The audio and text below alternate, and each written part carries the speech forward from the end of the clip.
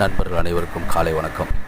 நாம் இப்போ பார்த்துட்ருக்கிற இந்த வீடியோ எதுக்கு போட்டிருக்கோம் அப்படின்னா, நம்மளுடைய சின்ன குழந்தைகள் வீட்டில் இருக்கிறாங்க. ஓய்வு நேரங்களில் என்னோடய தாய்க்கு உறுதுணையாக அந்த நேரங்களை எப்படி பயன்படுத்தணும் அப்படிங்கிறதுக்கு ஒரு முன் உதாரணமாக தான் இந்த ஞாயிற்றுக்கிழமை இந்த லீவில் அவங்க சமையலுக்கு தேவையான காய்கறிகளை நறுக்கி கொடுக்கறது, அவங்களோட தாய் சொல்கிற விஷயங்களை ஒத்துழைப்பாக செய்கிறது, அதை நோக்கம் அடிப்படையில் தான் இந்த வீடியோ போட்டிருக்கிறோம்.